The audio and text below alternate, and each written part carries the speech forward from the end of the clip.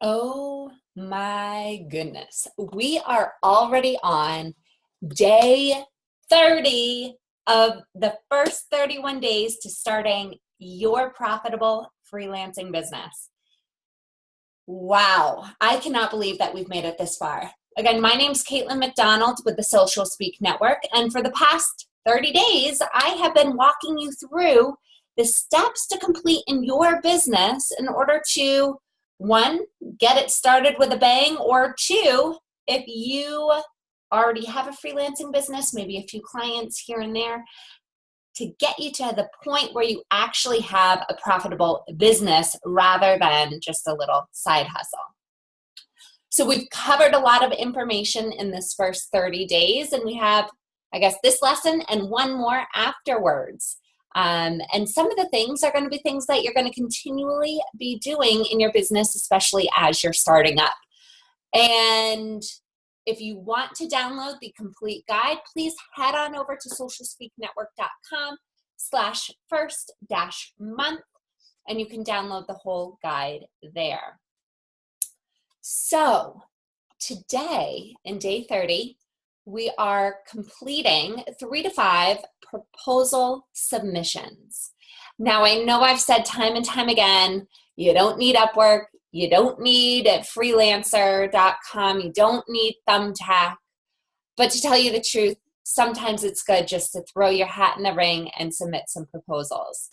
Now, I do this, I recommend doing this right away just because it gets used to, putting together a bid and thinking about the pricing and putting together, a proposal that then you can use over and over again. So it's a great way to kill a couple birds with one stone. One, you get to see what things people are asking for and looking for on Upwork.com.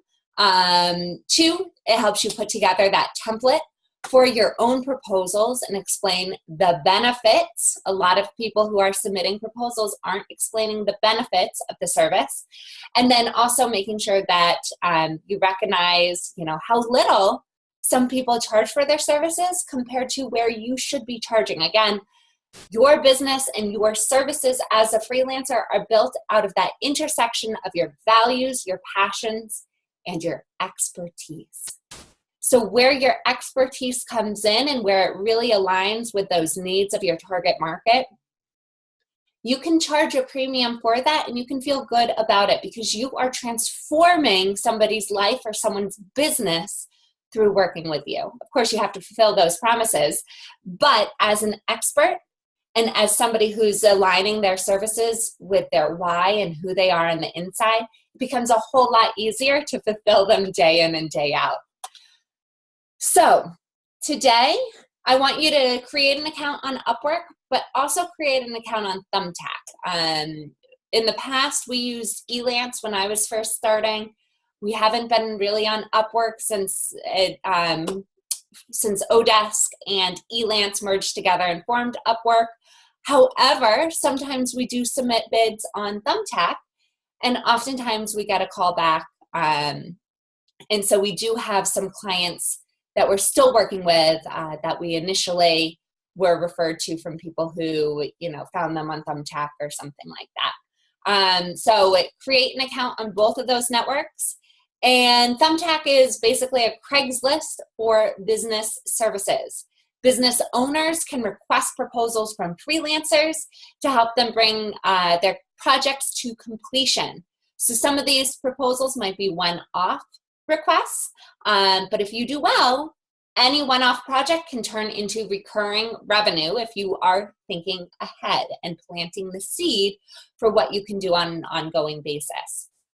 So when you submit your proposals, keep in mind the quote. So what do you want to be paid?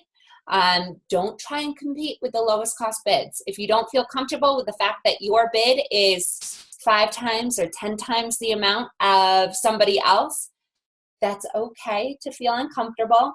Do not lower your bid. You can write a disclaimer or a note in your proposal explaining all the benefits that you bring to the table that other people who don't have your experience and your passions, that they don't have this. Then make sure that you take a look at where the company is located, who's requesting a bid. If they're local, which I recommend going after local people, say that you can get together, that you'd love to grab coffee with them to learn more about their business and just to make sure that you're a good fit. I did this, about 7 years ago with a company down in Denver. And they were seriously looking at a lot of different people who had much more experience than I did for their specific project. I met with them and they signed up. And they would not have signed up, but they liked the fact that I was able to just hop in the car and be in their office in 30 minutes. Then send a follow-up email if you don't hear back about the posting. A gentle touch might be all that they need. And that was actually something that we started doing more recently and that we've coached a lot of people to do. And it's just that nice little gentle touch. Now, one of the things I love about Thumbtack is you actually get a notification, and you can turn it on. I don't know where I put my phone, but you can turn a notification on your phone that you're pinged when somebody opens up your proposal. And the second they open up their proposal, shoot them some sort of note with additional information, just saying, oh, I forgot to mention that ... Or, oh, I realized that I didn't include this sample project that I had prepared for someone else. And so that helps you not only get that first open, but also you're providing more information and you're reiterating to them that, you're the right person for this job. Then on Thumbtack, if details are not provided in their description, so in the project scope description, don't even bother submitting a quote. Find somebody who's serious enough to take the time to fill in all of the information about the project that they want completed. So again, 1, quote what you want to be paid. 2, see if the company is local and invite them to coffee, or invite, say that you're happy to come down to the office. 3, send a follow-up email if you don't hear from them. 4, send a follow-up email if they open your proposal. And 5, if they don't put details in the proposal request, do not submit a bid. So best of luck today. I think that you're going to be surprised, especially if you focus on those benefits within your proposal. I think that you're really going to be surprised about the results that you find from today. And of course, if you do go through this, which you should, please write down in the comments below how the process was for you. We'd love to hear your successes and some of the things that you learned, the new insights that you gain from going through day 30 of the first 31 days to running a successful and profitable freelancing business. I'll see you tomorrow on day 31.